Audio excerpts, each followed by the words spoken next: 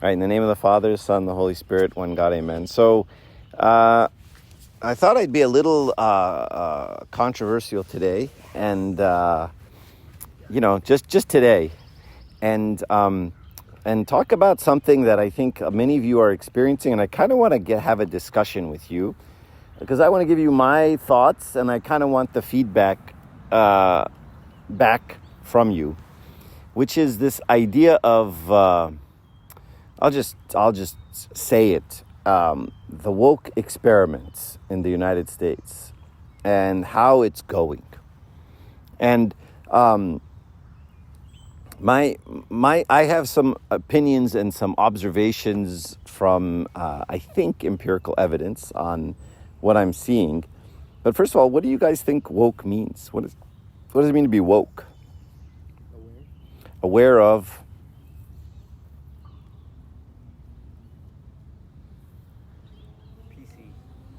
PC, aware of being PC? What does that mean, be aware of PC? Inclusive. To be inclusive. Okay. I like that. No signal here, Habibi. We lock you down here when you get to the park.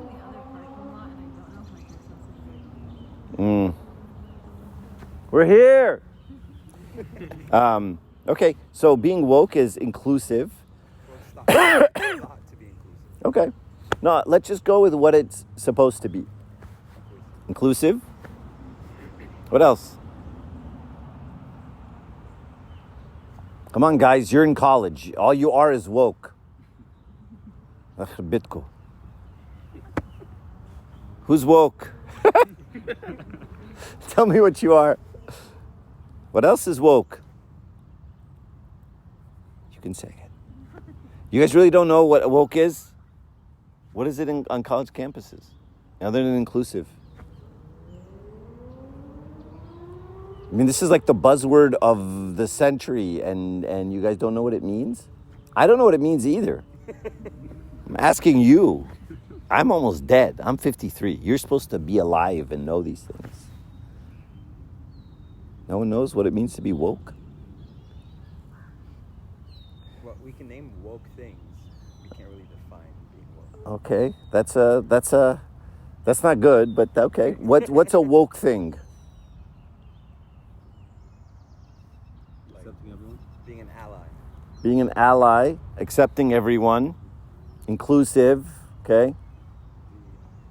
DEI, what else? I shouldn't say that. DEI is very good. What else? Oh, breaking the tradition, Oh. how we say, women are supposed to be in the kitchen or whatever. It's supposed to break that. Okay, so kind of deconstruction. Yeah. Right, that's the word that your professors use, right? To deconstruct is like deconstructing religion, deconstructing why do we do things, challenging dominant paradigms, saying why is this happening, right? Not asking questions, not just accepting what's going on because it's happened in the past, right? This is all woke things. Any other woke things you can think of? So those are all great things. That's what I think woke is too. So if woke is being inclusive, accepting people, challenging why we do things and when we do things, doesn't that sound a lot like Christianity? Like isn't being woke just being nice, being like a good human being, not being a jerk, accepting people, huh? When used correctly. I'm talking at the conceptual level. I'm not talking about the execution. Execution. Right, no, yeah, then yeah. So it's like everything else, right? At the conceptual level, it sounds pretty good. So, and this is sort of my impression too, being woke, the ultimate form of being woke is being aware of Christ. I mean, the moment God touches your life, that's when you sort of become woke and you change. right? Really, when God really touches your life. Not I go to church and I do the things and then I hate it. That's not what I'm talking about. I'm saying when God really enters our life, we become aware of the reality of Him in the world and Him in other people.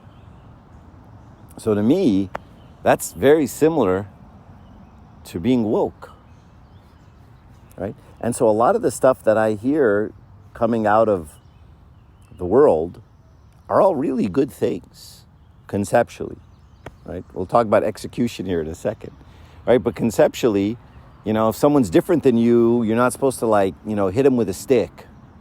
That's a good thing, right? If someone is broken and sinful, you're not supposed to judge and condemn them. Well, yeah, Jesus said that too. If someone is not like me, I'm not supposed to ostracize them and keep them off to the side. Well, that's being inclusive. That's the work of the Holy Spirit. So to me, none of this is weird. And in fact, it sounds a lot scarier than it is, right? Because it comes with a lot of baggage, packaging, execution that we may or may not think is very smart. But whenever you want to understand something, it's always best to have a discussion from a place of similarity first. Right? Let's understand what we agree upon before we start disagreeing violently.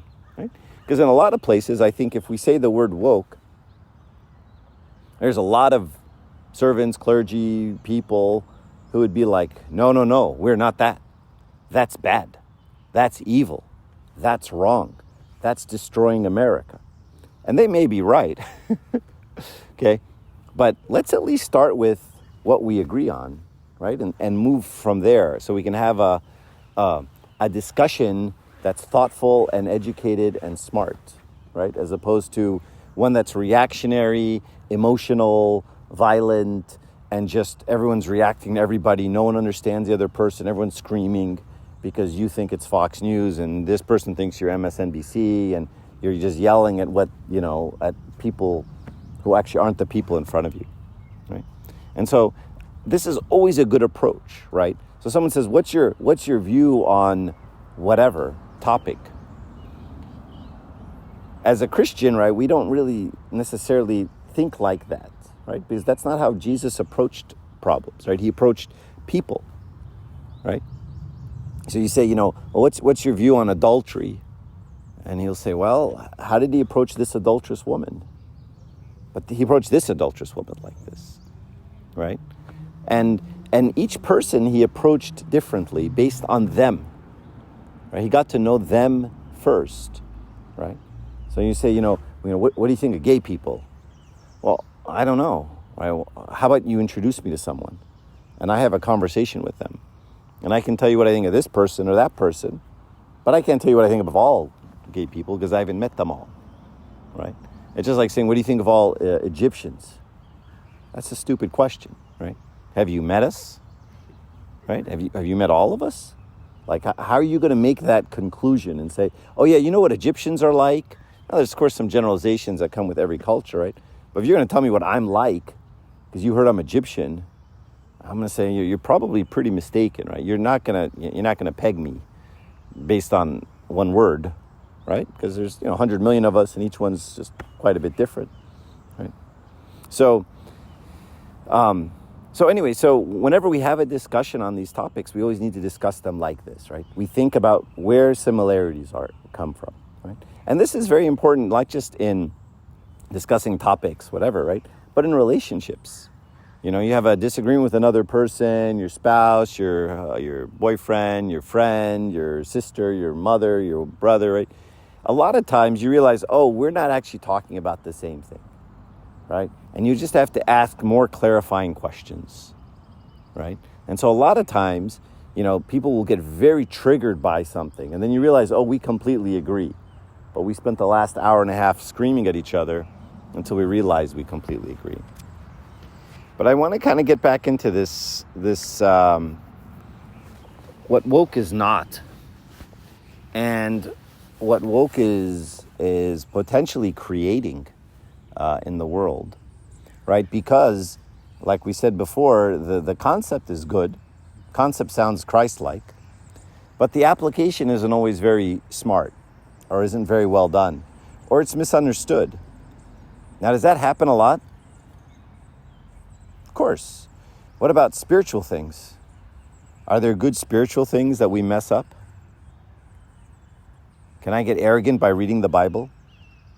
Sure. Can I use the Bible to show off? Sure. Can I use the Bible as a weapon against people I don't like? Sure. So is reading the Bible bad? No. Reading the Bible is great. Can Satan get in there and mess me up? Absolutely. Can he mess me up with prayer? Sure. Can he mess me up with serving the poor? Sure. Doesn't matter what you're doing. Right? So this is another example of that. Right? This is just another example of Satan taking something that's probably a good thing. But somebody thought, you know what, we should be inclusive and we should love people and not hit them with sticks when they look different than us. And they said, let's just turn this into a disaster. And it worked. Right? And that's sort of what we're seeing now. Right? Because of a misunderstanding of what it means, and everything that comes with it. So what do you guys think are the negative aspects of wokeness?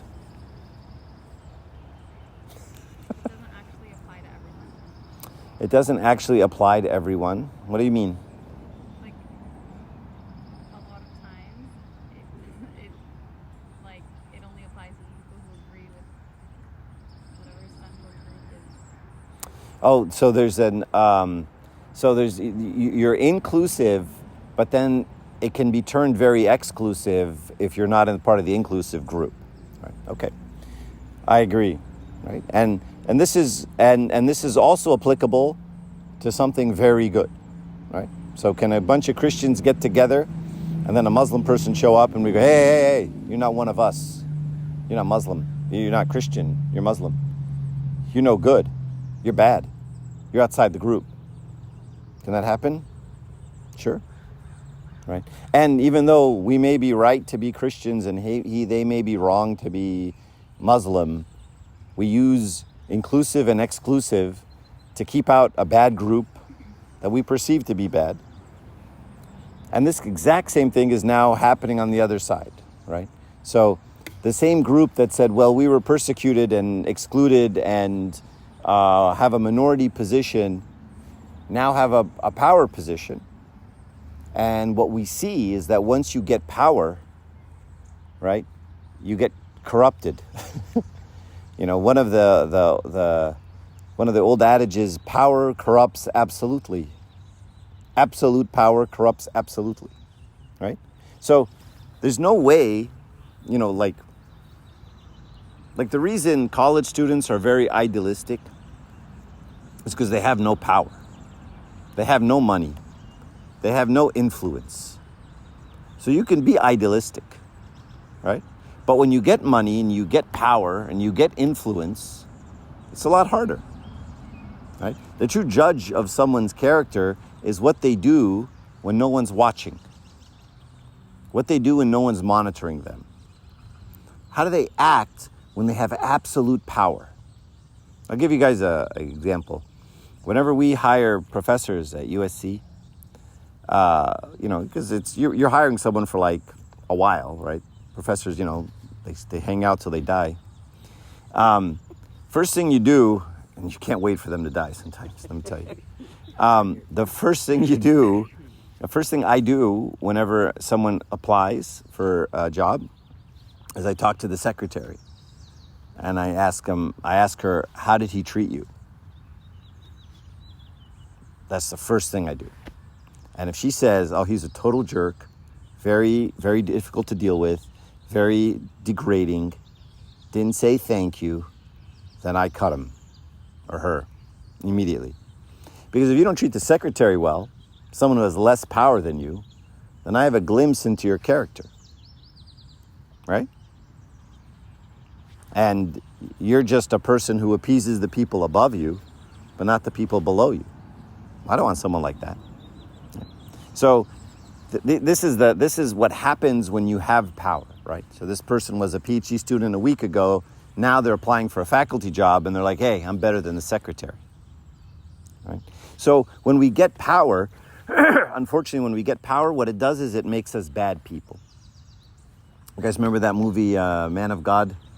Saint Nectarius. There was a great line in the movie. There's many great lines in the movie, but when he was passed up for the patriarch job or the pope job or whatever, pope or patriarch? Well, he was patriarch of Alexandria, so that always confuses me. But anyway, the big job, the big hat, the biggest hat.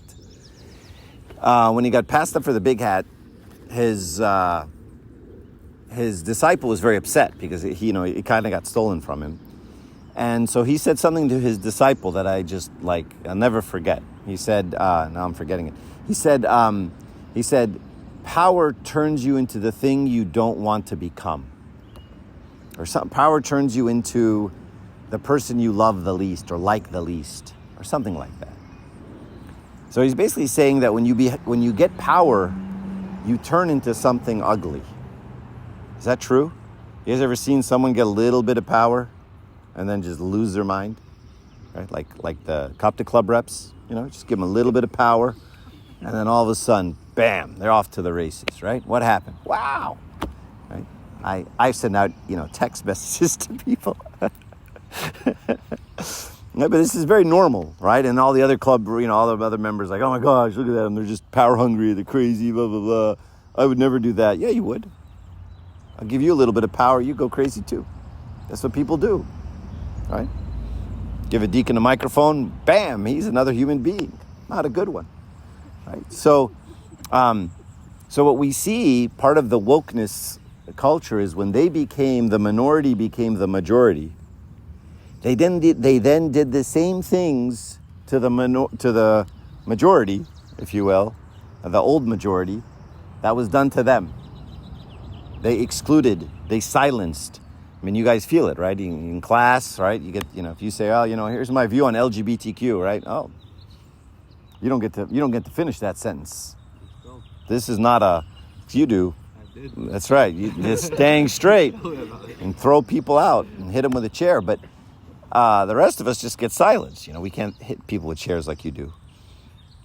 And fortunately, many of us feel that, right? So, but this is a remnant of human beings, right? We get some power. The first thing we do is we turn on others, the weaker people. Especially if we were persecuted, we immediately turn it. You know where you can see this clearly? In Egypt, our parents were persecuted by Muslims, right? Political persecution, straight up, face to face. I'm not giving you this job because you are a Christian. I'm going to give it to him because he's a Muslim, right? This happened many, many times. And then we see when our parents come to America, what do they really want? They want to get them, right? They want to pass laws. Let's vote for Trump. Trump hates Muslims. Get him, right? And anything that can get them, let's get them, right? And in fact, let's try to pass as many Christian laws as we can in America so that the Muslims never take over, right? And so we see that the exact same thing that happened to them, that they really didn't like. You're going to argue with me. I could see it in your eyes. I don't think Inta Amar Habibi.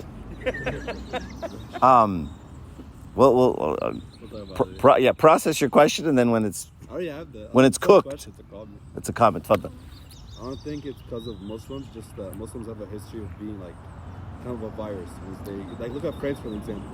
They just take over and they expand. I told you I love him. Where have you been all my life? I just want you to come to all my meetings. All right, so in case you didn't hear, the Muslims, I believe you said, are a virus. Although they are humans and God's creation. Did Jesus die for Muslims? He did. Okay. He died for a virus. No, but they just have a history. They do. All of them. Not just like 85% or 95%. No. All of them. So, and thank you for making my point, right? So, this is what happens. I love you, Habib. You know I love you. Okay. All right, so let's... Way of saying be quiet. No, it's not. It's because I love him. All right, I want to point out some negative things about woke culture. Since I'm being negative, I'll be negative. To there's a lot of teaching everyone to be an activist versus actually going out and doing something. So when you see that the world is broken, is the world broken? When did it get broke? Since Adam. Anyone going to fix it? Are you going to fix it? The Lord. I don't think he can fix it. Right? So world's broke and it ain't going to get fixed. Death has entered the world through the sin of Adam, right? So what do we do about that? So we can be a part of the solution, or we can simply curse it, right? And unfortunately, now we see a lot of encouragement to be an activist. What does an activist do? Exactly, nothing. They don't actually do anything, right? What they do is tell you what other people did wrong. They tell you what other people did wrong. They're very good at pointing out this guy's, this cause is wrong, and these people are wrong, and these people are racist, these people are bigots, these people should be helping out more, big oil is causing the problems, we should get rid of oil. How'd you get to the march? How'd you get to the protest against oil? In your car, right? How about you not drive one of those? So there's a lot of this, let's protest big oil and the corporations and the bad and the this and the that, without the thinking of how about I go get a couple degrees and try to find a better battery, try to find a way to capture carbon, try to find a way to help the ozone, right? There's ways to help. Instead of I'll lay across the floor so the trucks can't go and then stop everything, and then a whole bunch of people who just need food don't get their food, right? And cause chaos in countries, right? So one of the issues that I see is a view of activism. Activism is about being active. Do something. Make the world a better place. Leave it better than when you got on it, right? If you see litter at a campsite, you don't just cuss everyone out and say, I'm going to start an online blog against littering at campsites and raise awareness about all the littering in campsites. Pick up some trash. Far more effective. Pick up 5 pieces of trash. And if everyone did that, it'd be done. It'd be done without all the talking, right? And unfortunately, you guys are all very much encouraged to just talk. You should speak your mind. You should always say what's on your mind. You should always tell people if you see somebody. I have these, as a professor, they put us in these dumb training things, right? And it's all sexual harassment and the right thing to say and the wrong thing to say. And a lot of it is just common sense, right? Don't be mean to people. A lot of it is just Christian, right? Don't exclude somebody because they're the wrong color. Don't attack people behind their backs. It's just Christianity, okay? But every once in a while, they'll say, if you see something, you should immediately say something. So I see somebody talking to someone and I don't like the way they're talking. Maybe they're friends. Maybe they've known each other for 30 years. And you're supposed to jump in there and stop them. Say, hey, I didn't like what was going on right there. It's you don't know me or her, actually. And in fact, you're half my age. And you're supposed to jump in and where's the wisdom? Where's discernment? Where's creating a work environment? Am I ever going to trust you? Are we ever going to have another conversation in front of you again? Where's the wisdom, right? But yet everyone's encouraged to be this activist, and not just be always insulted, which you're encouraged to be insulted all the time as well, but to be insulted for other people. If someone else could be insulted, you need to stop it. Why don't you let them say it, right? Because now everyone's imagining who could possibly be insulted by anything, and no one's actually insulted. Right? But yet they could be insulted. Or in fact, they should be insulted. So I'm going to stop this travesty. Right? To the point where even comedians, comedians, that's their job. They insult people. All people. Comedians no longer go to college campuses. You guys know that, right? They don't want college students in there because the college students are all nuts. Right? The college students will boo them hey, that's not nice. He's like, I'm a comedian. That's what we do. What comedians do is make fun of people. Make fun of myself. I make fun of my wife. I make fun of my kids. I make fun of my mom. Make fun of the guy, the barber. I make fun of the guy on the freeway. That's what we do, right? And so they actually stopped going to college campuses because it's like the college students are all crazy, right? Someone could be insulted by that. Yeah, absolutely. That's the point. That's why you paid $30 to get in. I'm going to insult you if you're lucky, right? Yeah, Amanda. All right, so this idea of protesting others versus doing something yourself, I don't like as part of this woke culture. And another part of this is also this ability to laugh at yourself. We've really lost this ability, right? Someone insults you and you're like, hey, that's not nice, right? Instead of laughing when someone insults you, right, laugh at yourself. It's actually a wonderful characteristic. People love it when you can laugh at yourself. Those are the best people. Everyone likes them. They have a lot of fun. You can't insult them. It's comfortable being around them. You don't have to walk on eggshells. There's some people, anything you say, you're like, oh boy, here we go. They're going to be pissed. They're going to be insulted. I said something wrong. Or I insulted, somebody, indigenous people. Who knows who I insulted, right? And it's not comfortable and it's not fun. And part of the culture that you guys are growing up in has taken away your ability to laugh at yourself. And then now you just turn on the person and say, hey, I could be insulted by that. You shouldn't talk to me like that. When I was a kid and someone was insensitive to you, right? Or made fun of you. I mean, they called me camel jockey. They called me all the things, right?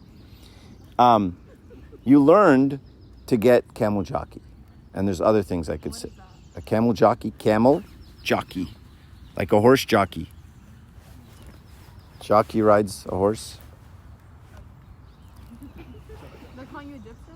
Yeah, they know I'm Egyptian. They call me towelhead, camel jockey, sand nigger. I mean, all the things.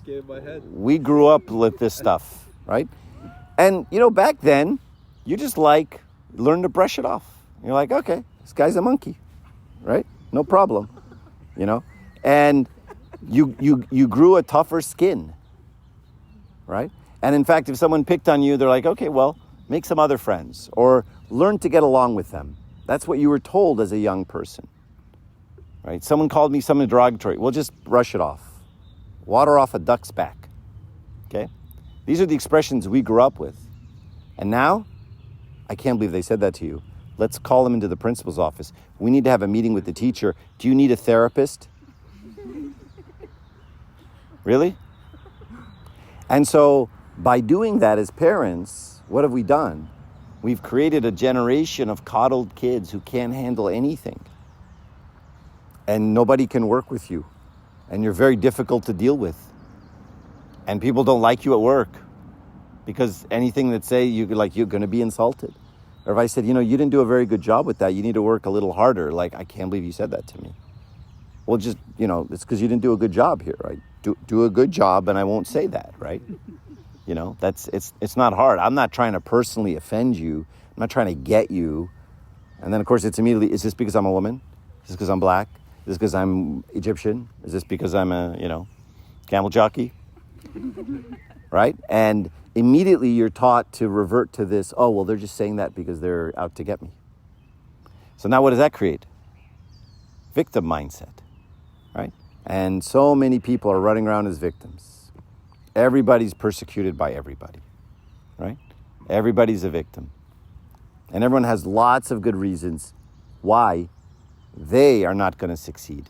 In fact, the reasons not to succeed are celebrated. Right? You all know you want to get into a good college, you got to have a story. You can't just say, I grew up, my parents have a lot of money, and I worked really hard.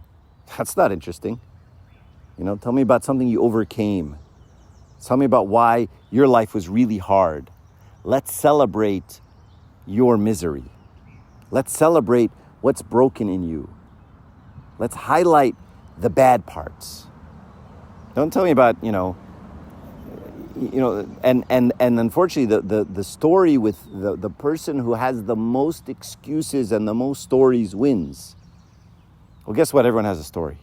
You know that, right? Everyone has something. Nobody is living, large and has it easy, and no such thing. That's just the way it appears from the outside.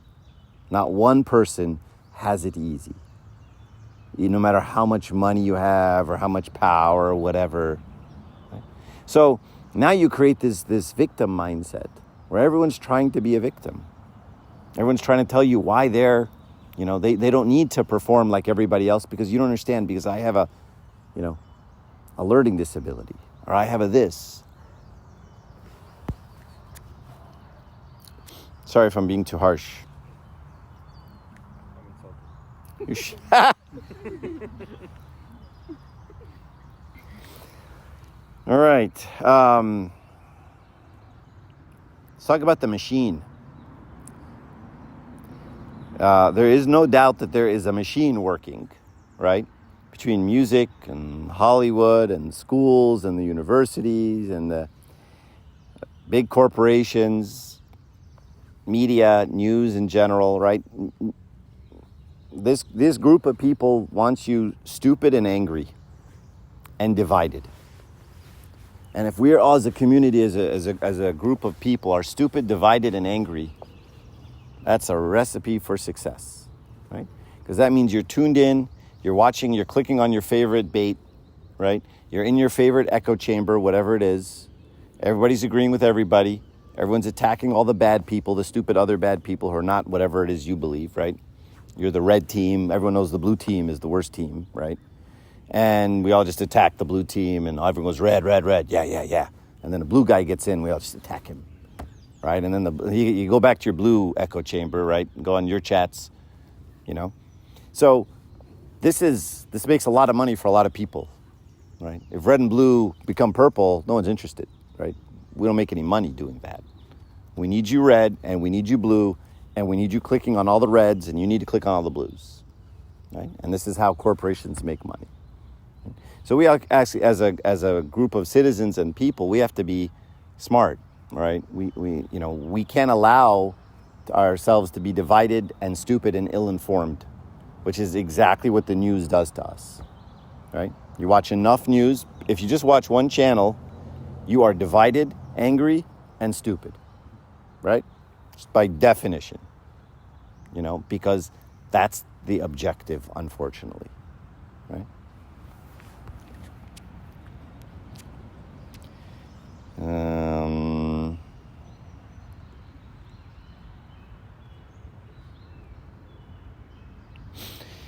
All right. So the reason this kind of wokeness results in being ill-equipped for the world is because you become coddled, you're bubble wrapped, right? You're kind of you're very, very focused on yourself. Okay? And so there's a lot of this, well, what does that mean to you? And how does that make you feel? And what do you think about this?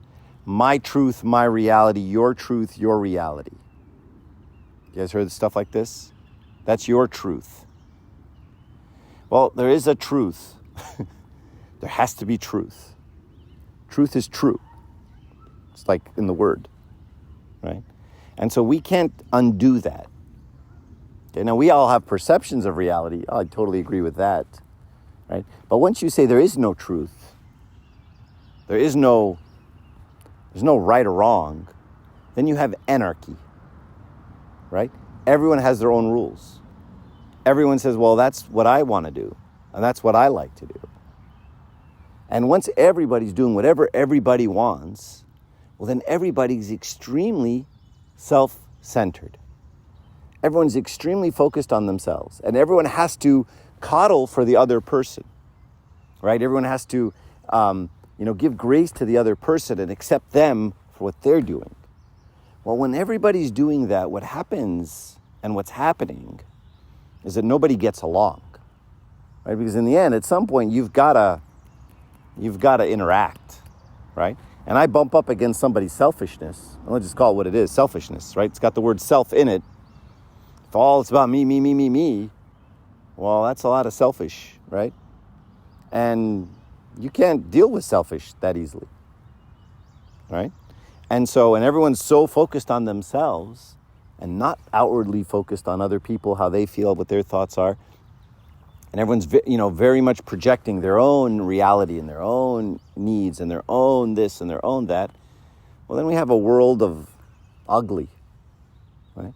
Because the basic command of the gospel is deny yourself, carry your cross, and follow me, right? That's the gospel in a sentence, right?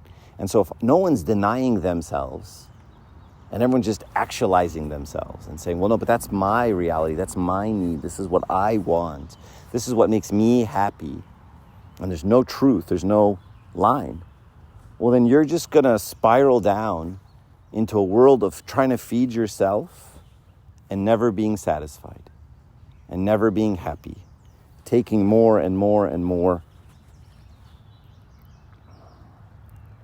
And so this creates a lot of anger and resentment at other people.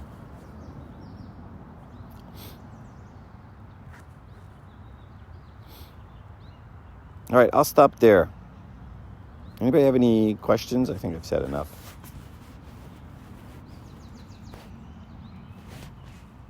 I mean, my fear with all of this stuff is it's creating a lot of depressed kids, a lot of anxiety, a lot of protesting, a lot of not focusing on ourselves, but focusing on everyone else, where everyone else has messed up. And these are just basic non-Christian principles, right? And the result is sin and shame and sadness and depression, because it's just an ugly way to live. But it's the way that everybody's telling us to live, right? So, I mean, I'll go back to the beginning, right? I think being woke, that's there's some Christian principles baked in there, right? Tolerance of others, inclusiveness, not marginalizing people who are different than us. These are basic Christian principles, right? But we have to be careful how it's executed. And I think sometimes we get caught up in the execution and not in the basic principles. So we can take something that we think is something that's actually good and we label it as bad. But a lot of times what's happening is something that is good is being turned bad by the way Satan is manipulating it into the world. Does anybody have any questions or reactions, thoughts, comments? Do you feel like am I way off? What's the greatest takeaway you could take from this? So you have no idea what my point is what you're saying. What's the greatest takeaway? Hate woke people. Hate them. No, I'm kidding. I think the greatest takeaway is that, first of all, find the common ground, that there is some good in some of these things. But then look at the thought I always have is, a tree is known by its fruit, right?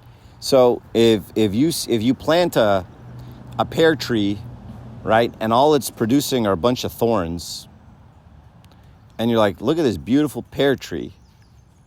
I mean, at some point, right, someone say, we have a generation of depressed, anxious, angry, victimized kids. When are we going to agree that this woke experiment has failed? Right? And at some point we have to come to that conclusion. Right? And my opinion is being truly woke is when I'm touched by Christ. Then I become woke. Then I see things differently. And I do see things differently.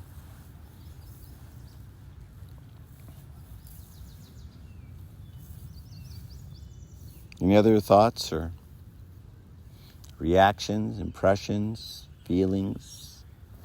How do you feel? Did the light come on? It did not. They still have not changed the light bulb. Gleb. I feel like it's depressing in terms of on the more entertaining side, like movies and shows and stuff. How they have to shove it down your throat. Yeah, there's definitely that feeling, right, that things are being shoved down your throat. I mean, certainly when you see cartoons, and in the cartoons, the two princes are gay and they're getting married, and it's like the percentages are off. You know what I mean? And this is part of the difficulty, right? Because once sexual immorality becomes celebrated, right, as a choice, my body, my choice, even, then all bets are off, right?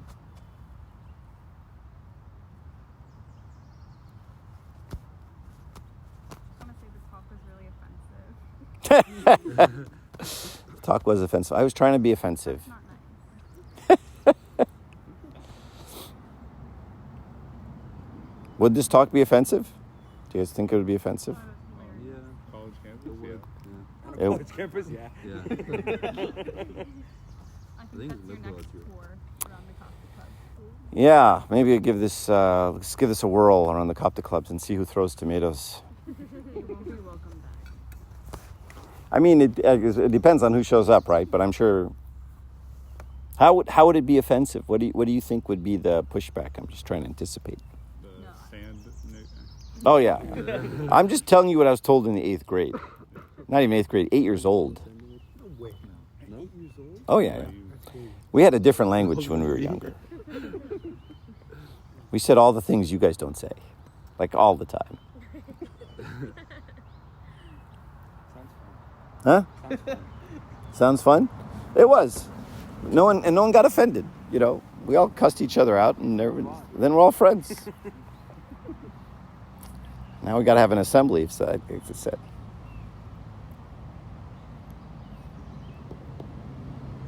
Okay, I won't say that part again for sure. But any other thoughts? No reactions? Nothing? I would Wouldn't add you say more it's to it. Add more? Like what? Any. Like more examples of wokeness that are bad? Yeah. Okay, I can do that. But wouldn't you say that it's more that it's not everybody that's causing this problem? It's more of just like liberal ideas and them pushing this down our throat. Sure. I mean, wokeness is definitely a liberal concept. And I think, unfortunately, you're getting a backlash in the country. Like, people in the country are getting over it. Like, they're like, okay, we're done with this, I mean, I'll give you an example that I always view this example like this, and maybe I'm wrong, but, like pronouns, right? Let's just do this, right? So, like there is a real thing called gender dysphoria, although I think they just recently changed that now, and you're not allowed to say that anymore. But yeah, but so gender dysphoria is when I'm a boy and I look in the mirror and I see a girl, okay? And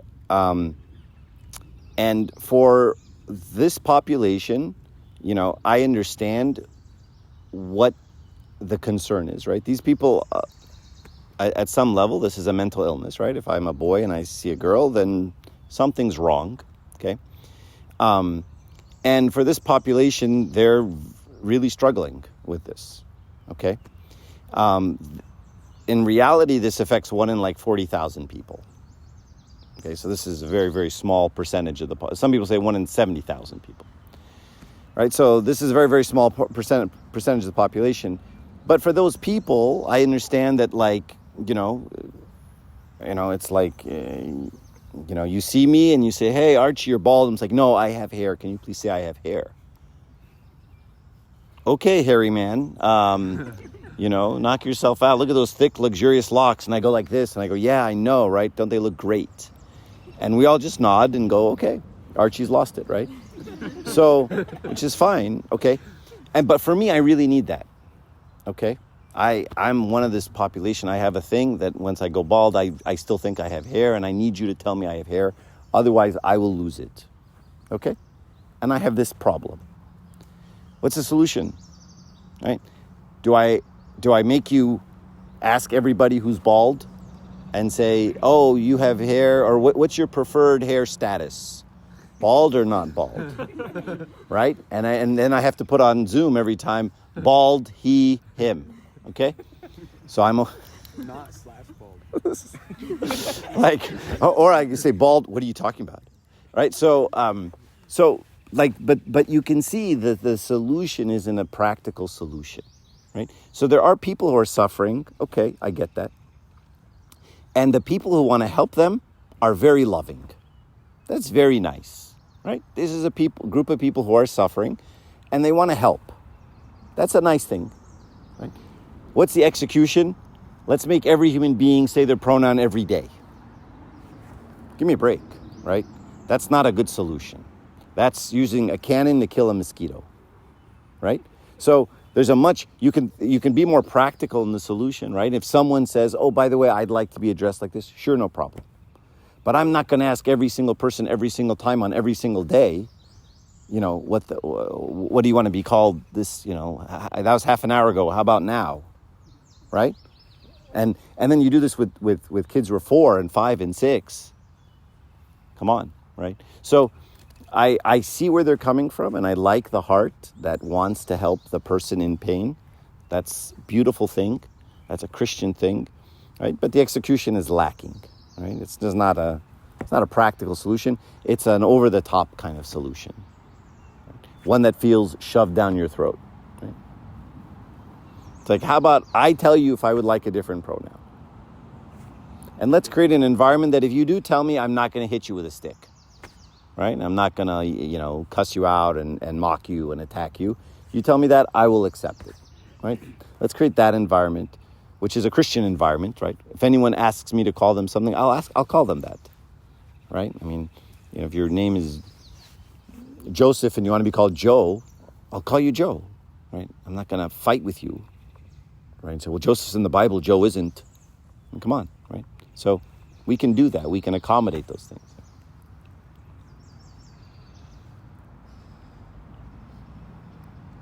Any other reactions, thoughts? Sadness, happiness? Brian, you're awfully quiet. We got nothing. All right.